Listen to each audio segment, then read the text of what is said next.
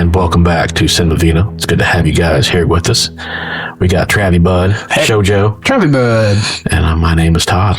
And we are kicking off our Spy series, brand new series of stuff. We did the movies last week with Taylor, and now we got a whole schedule of good movies coming up. We're going to start with True Lies. Because we have, in fact, not done True Lies. We have not done True Lies. I was explaining off the air that we were going to do it. It was planned on the schedule for a series.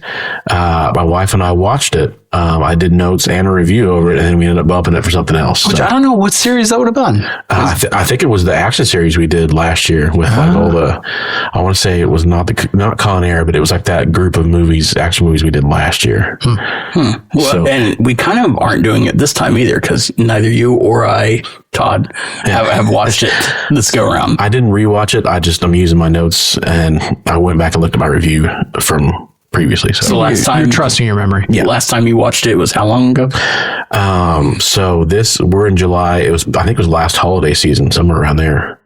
So November, December. Year and a half. Oh, 6 months? Yeah. Something like that. Huh. So mine might have been 2 years after this came out. That might have been a lot. 1996. Yeah. Now, if we were just podcasting on the Jamie Lee Curtis striptease, like I watched that once you've watched a week. that a few times. Yeah. He's no stranger to YouTube on that one. Nope. Is that on YouTube? Well, I'm sure it is. Everything. If not, it's on the dark web. I don't think it has to be on the dark web. It can be on like the mildly light web. It's on the Golden Road or whatever it's called. Golden Road. Silk Road. Yeah, that's what I was going for. That's the ticket. We are drinking the Guigal Côte du Rhône White. You don't see a whole lot of white Rhones here in the States, but this is one of them. And Sean put a lovely spout on this one. Yeah, we got a nice pour spout on there. So I like those little pour spouts. it's looking good. I like saying pour spout. Pour spout? So, white Rhones are going to be a blend of quite a few different grapes, but primarily Viognier, Roussanne, and Marsanne. So kind of a moderately acidic, easy drinking, fruit forward white wine is what you're going to see in a Rhone. French? Yes. Mm-hmm. These are going to come from the south of France in the Rhone Valley. So kind of on the way to Spain. The red Rhones are going to be primarily Syrah, although you will see some Grenache and Mourvedre. You shove this whole thing straight in my pee hole. So how big is your pee hole? It stretches. So True Lies came out July 15th, 1994. And I watched it in 96. There you go. That's a good year for everybody. 14%. How old were you when you watched this in 96? 14. Hell yeah. It was a good time for everybody. Mm-hmm. That's perfect time to watch this movie. Yeah. So I bet you really were digging that straight to you scene. Yeah, I was like, this just got a hell of a lot better. Well, there's a lot of explosions. And then Travis excused himself for 10 minutes in the middle of the movie. I'm sorry. 7.5. Yeah. Somewhere in Cinemark 8, Travis was having some fun. It was Annex 7. Is that what you call it? That's what it was there first. That's what the kids called it in those days anyway. Yeah. The old Eaton Square. Oh my gosh. You know what? That's right where the TGI Fridays got zipped up by the tornado. Oh, yeah. If the old Annex 7 used to be there, if it would have been, no. R.I.P. Oh. That theater did get it. No. Well, no, that tornado passed that theater that was over there. Yeah. Right. The Lord works in mysterious ways. Scooted right over. Actually, that jumped over my house. I slept through that storm. Oh, yeah. No, I remember that. I drove into it. Yeah. As one does. I do remember that. Oh, yeah. It was after, swimming at Joe's parents. Yeah. We were like, all right, party's over. And I was like, oh. Hey, there's a tornado coming. You guys should probably leave. Yeah. Hey, there's some flooding. I drove right into it. I did not listen to the Weather Channel. Turn around, drone. Full speed ahead. And then there was that snowstorm. If you drove through. Yeah. Did I? I don't remember that one. Yeah. I'm sure I did. He's unafraid of meteorology. That's right. Weather's a bitch. Yeah. I don't fear science. Climate change isn't real. So this had, at the time of its release, was the most expensive movie ever made. What? It had a budget of approximately $120 million. The previous film that it broke the record of was Terminator 2. Judgment Day. Also James Cameron. Also James Cameron. The next record holder was the movie Titanic. Also James Cameron. Yeah, I see a trend here. So, and I believe the next one after that broke that record was Avatar. Also James Cameron. There you go. Wait, so prior to Avatar, the record was this movie, True Lies? Titanic. Oh, Titanic. Mm-hmm. Because that was 98, 7? 97. Yeah. 97? It was supposed to be released in 96. Okay, so between Titanic and Avatar, there wasn't anything that broke the record? I believe Avatar ended up costing something like $300 million. Right. And nothing came close to that budget. I believe the last two Avengers movies broke that record. And I'm sure the next one will again. From what I understand, Endgame and Infinity War cost something like $380 million apiece. Yeah. So, Well, they're good movies. yeah, they are. And I mean, you can't say too much about it when they make a profit. I was going to say, did he ever not make a profit on any of those movies? No, I mean, because it's like Titanic became the most profitable movie ever made, and that record was broken by Avatar, which I believe is still number one. So, and number two, I believe, is Endgame. So, yeah. So there you go. Thanos. Mm-hmm. So yeah, this movie had a budget of $120 million. It had a worldwide gross of just under $380 million. So, for those of you who have not seen it, stars Arnold Schwarzenegger. It's kind of a stand-in James Bond. Jamie Lee Curtis as his, wife, working mom, unaware that he is a super spy, and is beginning to suspect that something's going on with him in his life. And their daughter is... No, she never suspects it at all. He suspects. I think he suspects her. He starts suspecting her. I'll tell you guys since I saw the movie. Yeah, go ahead. He starts suspecting her of an affair. So he starts following her. Yeah. The guy who is sort of like lying to her for this affair is Bill Paxton. Bill Paxton is posing as a spy. Mm-hmm. And he's actually a used car salesman. Yeah. And it... yada, yada, yada. He's great in that Hilarity part. ensues. He is really good. Yeah. Hijinks happen, and basically Arnold Schwarzenegger starts using government funds to track his wife having this affair, and then like kidnaps her. Yeah. And like kidnaps her and interrogates her, and then like entraps her into being a secret agent, Which is for them to kind of problematic. We'll talk about that in a minute.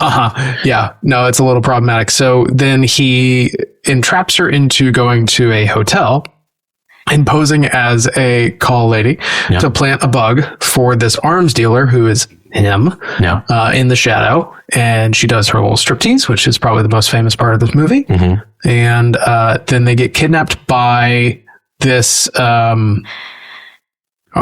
Persian sect, they unnamed Middle Eastern terrorist cell that has stolen 4 nuclear warheads. Mm-hmm. Doesn't really explain where they found her or found them. Just they get abducted and then things happen. Yeah, there's some sculptures and Tia Carrere's in there. Yeah, so she's a looker. She looks great. Yeah. Her uncle was born in Calvin Bay. Yeah, exactly.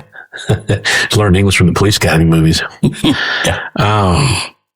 And so Bill Paxton is basically the opposite of the Schwarzenegger character. Because Schwarzenegger is a spy playing like he's domesticated, and Bill Paxton is the domesticated, the working man pretend like he's a spy. They're mirror images of each other. Yep. On either side of Jamie Lee Curtis. So, you know what would have made this better? Schwarzenegger with a mustache. I agree. Ooh. Kind of Henry Cavill style, Mission Impossible. Yeah. Have we ever seen him with a mustache? Schwarzenegger? No, I don't know if he can. He has a beard Running right now. Man. Yeah. He had a beard in Running Man. He did. Well, he has a beard in real life, like right now. Yeah. No, Gross. Whether or not that at that time was his actual beard, I don't know, but I doubt it.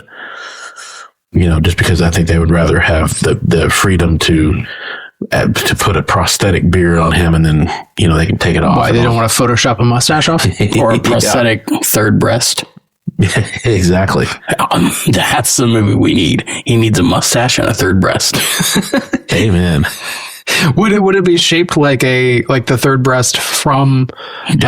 Okay, not like one of his other pecs, like just a third one. Can we split the diff?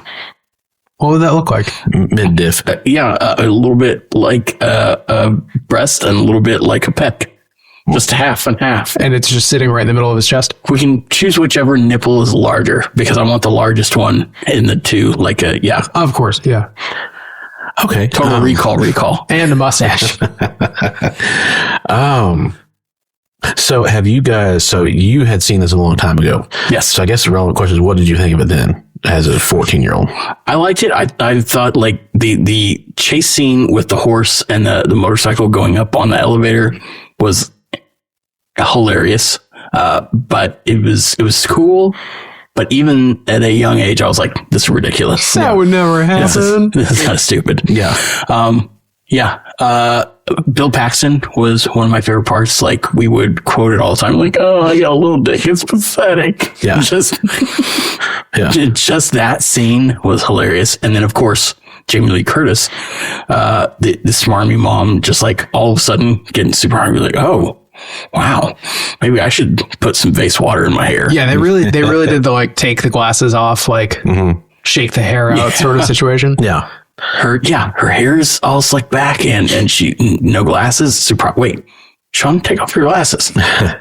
You can't handle that, man. You're not ready for it. Oh, you know what? I'd do it. I can't see anything.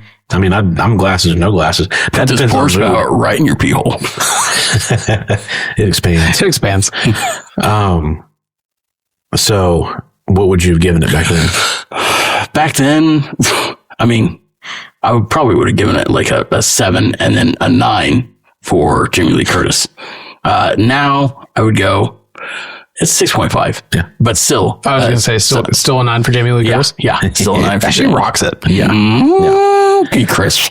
So for me, watching it last year, one thing I noted when I wrote down was that the entire middle of the movie is, I want it kind of cringy. Yeah, it's kind of like a awkward, not rom-com, but like I don't know, situational sort of sitcom-y trope. Farce. Yeah. Just it's layered in the middle. I remember this movie very differently than what it was when I watched it. Well, because it's like Schwarzenegger's character is actively, part of his lifestyle is betraying his wife's trust. And so to rectify the situation, he betrays her trust even more. Right. And compounds on top of it. He's got to shoot the moon. And it's like, I'm watching that and literally I write in my notes, like, he is actively trying to make her look like a fool, and it's like, I don't know, that's difficult. That would be a difficult thing for a relationship to recover from in real life. It's like, it's kind of mean spirited what he's doing to her. It's like he's kind of humiliating her to expose his reality. Well, and his partner in the movie is even like, oh, first time being cheated on? Welcome to the club, buddy. Yeah.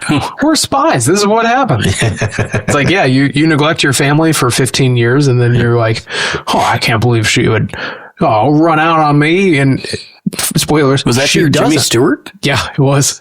Wow. A lot of life on the move.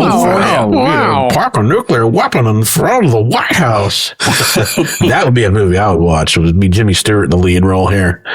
No, I don't. Who played the sidekick? Tom Arnold. Yeah. He was actually. And little Eliza Dushku was the daughter. Yeah. Yeah. Well, baby Eliza Dushku. Stealing money. Exactly. Stealing money from Tom Arnold's purse. Faith from Buffy. Yeah. Did you ever watch Dolls? I did. No, Dollhouse. Need to. It was fun. Yeah. It was, I don't know. It was a Fox TV show. I know the first season was pretty good. I heard the second was maybe not as great, or I don't know. I don't know. But return to the point, like both of these movies we're going to talk about have kind of the same problem. We'll get to Living Daylights next, but they're 140-minute movies that sag in the middle because they have too much time for too much plot. Yeah, they try to do too much. I think that the whole Jamie Lee Curtis thing could have been trimmed down, could have been handled in a different way that would have made the movie better. Because and James Cameron also wrote the screenplay, yes. right? And I think that's part of the problem is he wrote and directed. So he felt as the writer that he needed to do justice to that middle part. Yeah. You absolutely don't. You should have had somebody else come in, trim it down, cut that middle part out, cut it to like 100 minutes. Yeah. Because it comes back strong in the last act. The action at the end of it is good, top tier. Yeah. So the middle part is kind of weird because there's not much. You've got the action beat at the beginning to establish who he is. And then, in the middle is just kind of a weird family drama. Mm-hmm. And it detracts from the story overall. Yes. I think. I mean, it is probably more interesting than the main plot. But, it seems like they push two different movies together. Yeah. If you think back and you just think about the plot, which is probably how you're perceiving this movie, if you just think about the plot, you don't think about that whole like car salesman bit. You just think about, okay, he goes to this ball and then his wife is sad that, their marriage is like boring. And then there's backsliding. Yeah. Then there's the hotel scene and then finale, right? That's all you need. You just have to kind of find that connective tissue a little bit. Right. But yeah, did you guys see the movie Mr. and Mrs. Smith with Brad Pitt and Angelina Jolie? It's kind of a flip on this where it's like basically the Schwarzenegger character finds out that his wife is like his equivalent without him realizing. They both think the other one is like the domesticated, stay at home. Did you watch the Amazon show, Mr. and Mrs. Smith? I did not. Oh, it's good. Is it? Yeah. Well, and apparently those were both based on like a previous Mr. and Mrs. Smith that was either a series or another movie, like black and white, in like the 60s. Because this movie is based on a French movie that came out in the 70s. Oh, that's right. I saw that when I called it through Wikipedia. Les True Lies. Yes. Le Petit Amour. Et que dangereux. So Sean, had you seen this before? I had, and I saw it recently. No, I saw it years ago. I don't know. True Lies is one of those movies that you've seen clips of for sure around. Yeah. But I don't know that it's been a long time since I've sat down and watched it from end to end, and it's fine. It's corny. Mm-hmm. It was corny than I remember. I remember it being a more like serious spy movie, I guess. Yeah. Just, I don't know. It definitely was not that. This is definitely a lot more lighthearted if you ignore a lot of the more serious themes about, nuclear war. Mm-hmm. It was fine. Yeah. I thought it was like the last third was just sort of an advertisement for a jet, right? The Harrier, yeah. The Harrier jet was actually featured in both movies. Yeah, it was. You watched Living Daylights, right? Mm-hmm. Okay. Yeah. Harrier. It hovers. It's a little Harrier. Yeah. It's full on just a promo for a Harrier jet. Yeah, which is cool. It's badass. Yeah. And this True Lies kind of sits at that last crossroads where they're still doing miniature work. And so you see them. It's good miniature work. Yeah, you see them blow up the Florida Keys. That was a big scale miniature. It wasn't just like a little tiny. They didn't actually blow up the Florida Keys? Good for me. Yeah. So they built a pretty large. They do some CGI work blended in there. Like for example, with the when the van falls into that open, like where it gets blown open and they show it falling in, that was like augmented with CGI. So a lot of those shots have CGI added into them, but mostly they're using like miniature work to do that kind of stuff. So, the action beats were spot on. Yeah. This movie had really good action beats. It was a lot of big action scenes with explosions and a lot of gunfire. At one point, she drops an Uzi and it just like kills 3 people. Yeah. Because it like rolls downstairs and goes like, yeah, which is amazing. Fantastic. Yeah. So guns are dangerous. Yeah. It's true. You don't want to drop them. So you're a 7, 6'5", 6'5". 6. Yeah. I'll give it a 6. I gave it 3.5 out of 5. So I would say I'm around a 7, 6'5" or 7. Yeah. So yeah, Jamie Lee Curtis. You gave that a 9? Yeah, I'm gonna need to watch that again. Yeah. I'd say 9. About 9. That's hard to rule out. So, but definitely worth watching. If you've seen it before, worth going back and checking it out again. I enjoyed it on rewatch. I hadn't seen it since the 90s. So what's James Cameron up to now?